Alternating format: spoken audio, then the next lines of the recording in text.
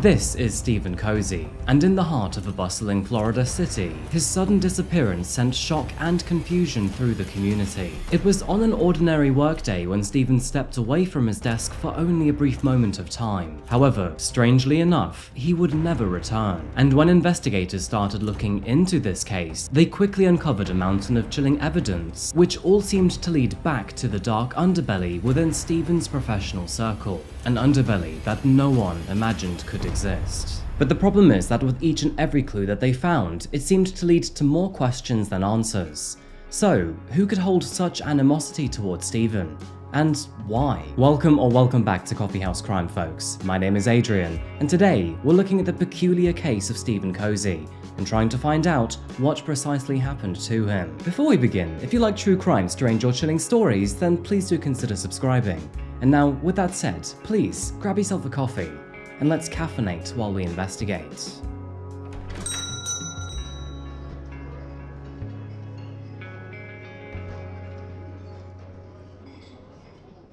So, imagine your typical workday morning routine.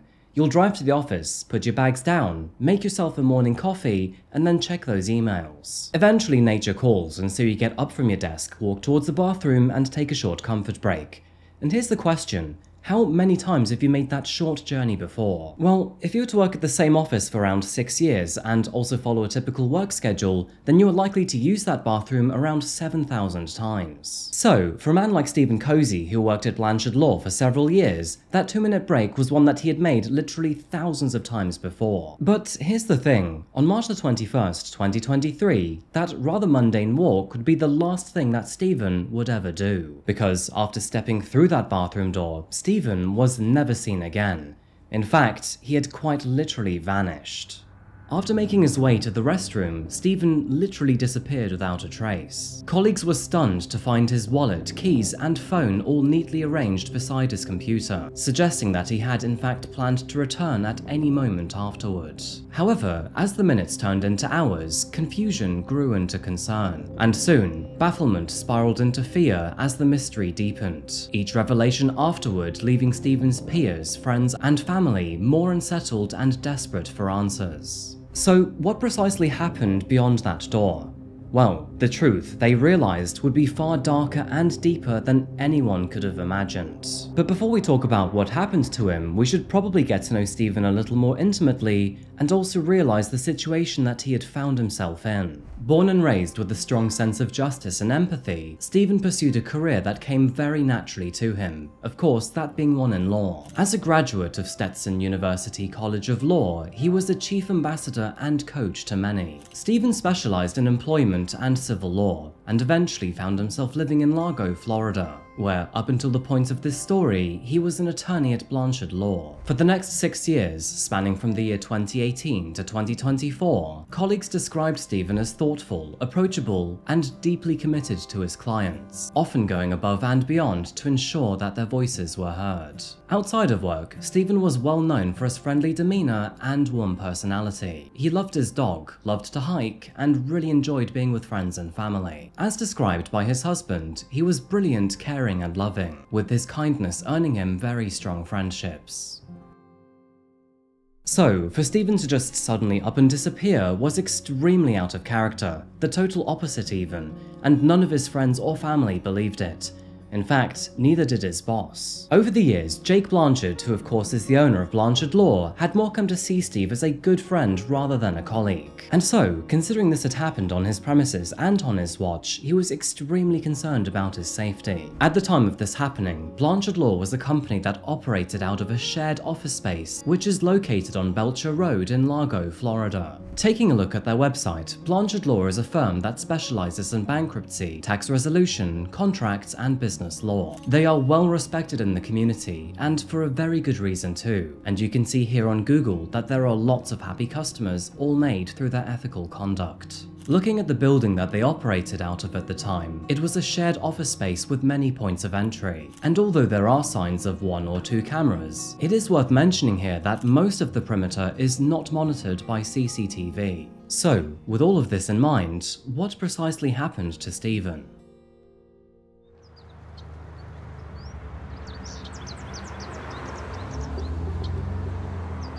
The date was March the 21st, 2023, and what was considered to be a very typical Tuesday for Stephen would go on to take a very dark turn. It was around 8:30 AM that he checked into his role at Blanchard Law, and from here, he settled into his rather familiar role. Stephen was always punctual, organised and reliable as a colleague. His calendar was packed, emails awaited his response, documents needed reviewing, and to top it all off, he had a very significant conference call timed for 10:30 AM. You see, there was a lot of contention around this phone call, most notably because it was related to a lawsuit with an ex-colleague of the client that he was representing. And so it makes sense that Stephen was likely well prepared, but also quite nervous. But it is worth saying here that nothing seemed unusual about Stephen's demeanour, and colleagues noted that he appeared calm, focused, and also completely unaware of the events that were soon to unfold.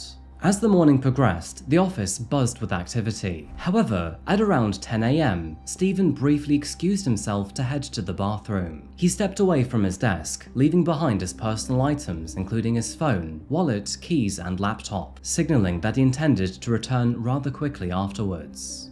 But as the minutes ticked by, Stephen's boss noticed that his absence was unusually long, and then when he failed to dial into that conference call at 10:30 AM, well, his colleagues knew that something was up. It is at that moment in time that colleagues searched for Stephen, but there was no trace of him, and to make matters even stranger, his car remained in the car park completely untouched. And when they checked the bathroom, those concerns would grow even stronger, because not only was Stephen not there, but there were two ominous clues left behind. After walking into the bathroom, they noticed a very strong smell of bleach coming from the air.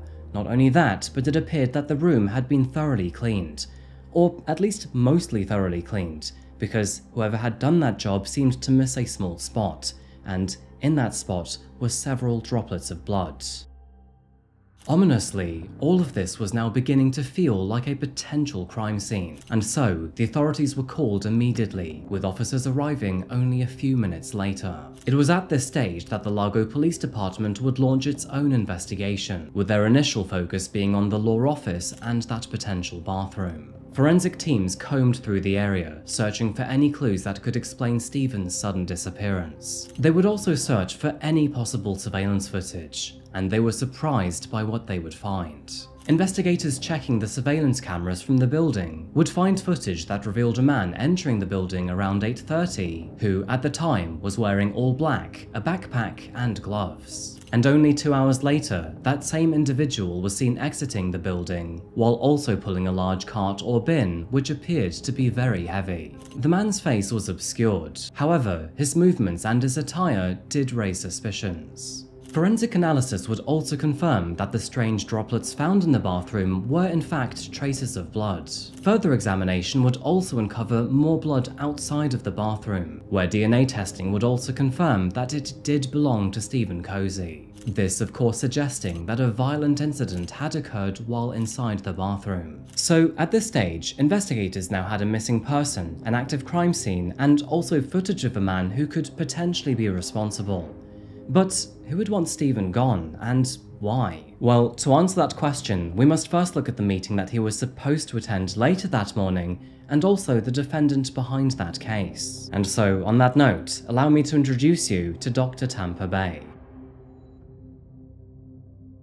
Dr. Tampa Bay, who was also known as Tom Kosowski, was a 44-year-old man who was living in the same area. Initially from Tarpon Springs, he received a master's degree from the University of New Mexico, before then attending the Tuck School of Business in Dartmouth. He graduated in the year 2007, where he then became a plastic surgeon. At the time, the Laufer Institute described him as a pioneer in using native fat for breast and buttock enhancement. Not only that, but he was also optimally positioned to become a national leader in the industry. Following the modern trend of social media, it was at that point in time that Dr. Kosowski turned to YouTube and Instagram to share his many surgeries online, where he posted many videos of himself, his life, and his achievements. Hey everybody, this is Dr. Tampa Bay. Today I wanted to talk about tear trough deformities. Now tear trough deformities are these. You can see them very, very prominently on me here on this side. These are one of the very, very first signs of aging in late 20, early 30-year-olds. And a very common way that plastic surgeons deal with this problem is by injecting filler. Hello, my social media army. This is Dr. Tampa Bay. We've had some awesome cases this week. If they're still up, check them out on Snapchat. As you can tell, the latest trend in plastic surgery is to put in these ultra-high profile implants. And you saw us put in the Mentor device as well as the Allergan device into patients this week. You can tell from his videos that Tom was very proud of his work. It was in the year 2018 that he founded his own business practice, where he would then go on to receive national recognition and be featured in multiple books and even a packet of chips. Through the following years, Tom was very active on social media and would often celebrate his achievements along the way, as you can see here. Hi Instagrammers. I just wanted to let you all know we hit 4,000 followers last night, which is awesome. Thank you so much for all your love and support. You guys mean the world to us. Please encourage, tag, let your friends know about us, because once we hit 5,000, we're going to have a huge party and a big giveaway here. But here is the problem. You see, Tom was so proud of his work that he would never let anyone say anything negative about it. And this is where his issues began to spiral. Initially working for the Laufer Institute in 2016, he ran into trouble when the woman assigned to complete his insurance billing would then fail to file claims and even lie to his patients. As a result, this not only cost him thousands of dollars, but it would also result in several extremely negative reviews of him being posted online. Tom believed that the woman's actions had essentially obliterated his promising young career, and so it was for that reason that he decided to leave the company and then sue them for damaging his reputation. As a result, he filed a lawsuit against all people associated with the Laufer Institute of Plastic Surgery for negligence, breach of contract, and fraudulent misrepresentation. And this would be where Stephen Cozzi eventually came into the picture. Stephen, who worked at Blanchard Law, was on the other side of the legal fence, representing and defending all of those from the Laufer Institute. And of course, this would place him directly in conflict with Tom Kosowski. The legal dispute between Tom, Stephen, and the Laufer Institute was marked by escalating tensions, which of course only got worse over time. In fact, reports indicate that in January of 2023, an argument between Tom and Stephen would erupt in Blanchard Law's common area, and so many people saw that the two quite clearly had beef between each other. And you see, but not only did this highlight Tom's frustration with Stephen, but it would also prove that he had been to Blanchard Law before, and therefore likely knew the office's layout. And to make matters even worse, an employee from a neighbouring company who was situated in the same building reported seeing Tom hiding in the closet next to that bathroom only 1 week before Stephen's disappearance. This of course suggesting that Tom was scoping out the area in advance so he could then plan to attack Stephen. In addition to this, forensic analysis would also reveal that Tom's fingerprints were found inside of the utility closet, therefore adding weight to the theory that he had been hiding in the building, and then possibly waiting for an opportunity to confront Stephen. With mounting suspicions, the authorities decided to obtain a search warrant for Tom's house and his vehicle, and moving forward, what they found was not good news for him. For one, detectives would discover traces of Stephen's blood inside Tom's garage, and also in the bed of his pickup truck, both of which seemed to be mixed with Tom's DNA. Of course, this suggesting a potential attempt to clean up or dispose of the evidence. And speaking of garage, it seems that Tom had purchased a red Toyota Corolla in cash only weeks before Stephen's disappearance. Not only that, but he would never register the vehicle, instead equipping it with a license plate flipping device, and even using an old license plate that was registered to a dead person. Even worse, when they found him in another vehicle, he was found to be in possession of $280,000 in cash, multiple face masks, duct tape, firearms, a ballistic vest with a substantial amount of blood on it, and a vial and loaded syringe full of succinylcholine, a powerful paralytic agent. A search of his home would also uncover approximately 200 firearms, which is a little obsessive if you ask me, but of course he could simply have been a collector. So, although the direct evidence was quite limited, the circumstantial evidence available was rather compelling.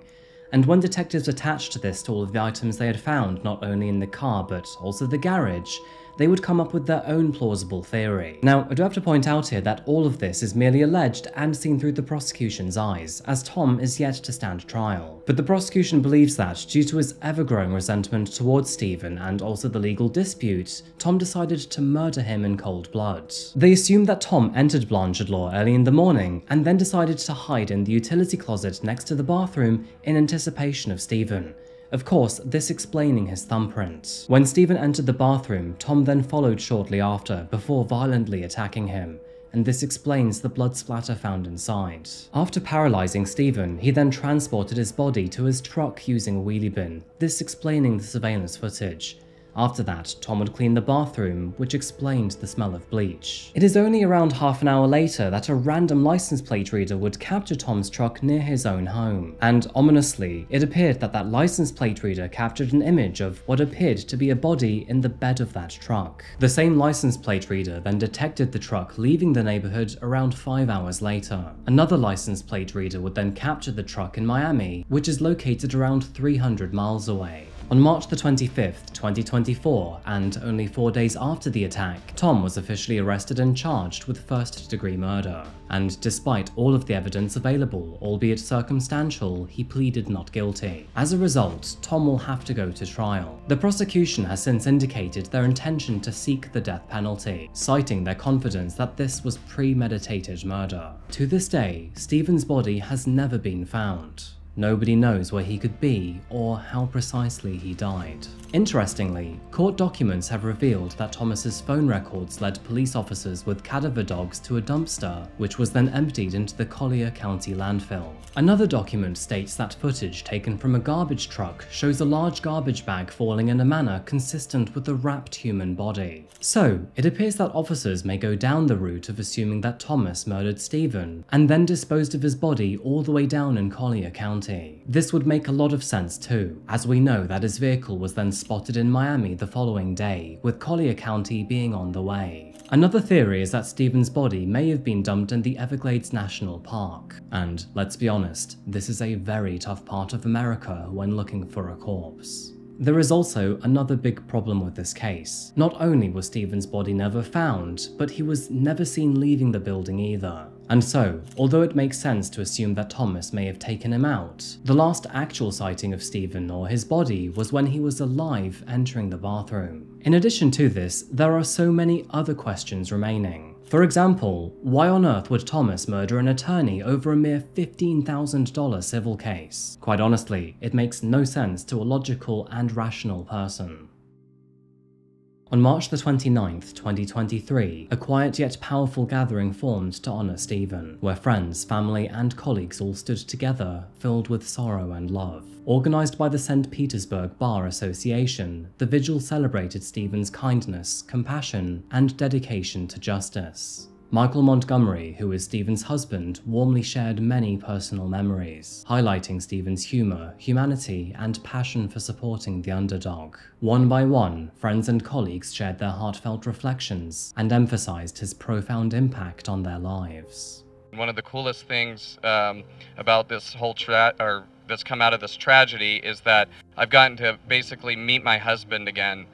By seeing pictures that I didn't know existed and learning about things that I didn't know he did, and I'm incredibly grateful. And so, with all said and done, we will just have to wait and see how Tom's trial goes. Now, personally, given all of the circumstantial evidence available, I do think that there is a possibility that Tom will be found guilty. But maybe his defense has a few tricks up their sleeve. Like I said, although we technically have a motive, we don't actually have a body. Now, is it just me, or do you think there is more to this story that we don't quite know yet? Because honestly, this is just one of the wildest reasons ever. Stephen was merely doing his job, and it's not like Blanchard Law was the offending party either. They were the ones defending their clients. So perhaps Stephen actually knew more than we currently do. As always, this will eventually iron out. To make this case a little more complicated, all of Tom's friends have described him as friendly, gentle, and not impulsive. All of his alleged behavior is way out of character, and nobody had a single bad thing to say about him. So, did Tom snap, or do they have the wrong person? In the last few days, recently released documents have also highlighted several interesting facts which will likely be brought to trial. Although we can't tell what was found in these documents, to me, this sounds like a kill kit in the making, but I could be very wrong here. Camerino said a good strategy for the defense may be to plead guilty to get the death penalty off the table. Kozowski's attorney spoke to press after his client first appeared in court in March. Keep an open mind. These are very, very serious charges. He's presumed innocent as he's currently sitting in jail. We're conducting our own investigation, and as it develops, we'll try to keep you updated. In a motion to dismiss the case, Kozowski's attorney suggested Cozzi's disappearance may have been his own doing. The defense is stressing that Cozowski has not been convicted. And he's presumed innocent despite the nature of the charges. I was floored. I know Dr. Tom on a casual basis, have met him a couple times, chatted with him, socialized with him, and I'm just floored. I used to be a homicide investigator. I can't imagine what motive he would have to hurt anyone. It is now reported that Tom's trial will begin in merely a week's time on April the 17th. And of course, if there are any updates to this case, I will let you know in a future video. But for now folks, I think I'll wrap this video up here, and so with that said, thank you so much for watching today, I really do appreciate it. By the way, if you want to get future updates on this case, or merely find out more about Coffeehouse crime or myself, then please consider following me on Instagram. What you'll find over there is plenty of true crime related content, and also updates on me, Nero, and my endeavours too. And trust me, there is plenty of stuff coming your way. Just search Coffeehouse Crime on Instagram and I'm sure I'll come up, and I look forward to seeing you there. Before I go though, I would love to know what you think about this story. Do you think that Stephen was murdered by Tom? And if yes, how? As always, share your thoughts down below. And apologies for this video being quite short, but I've got a few things going on in the background, which I'm sure you'll find out soon. And on that note, I'll catch you again very shortly, likely once or twice next week depending. Until then, remember to look after yourselves and each other, and beyond all, stay safe. Thank you folks, goodbye.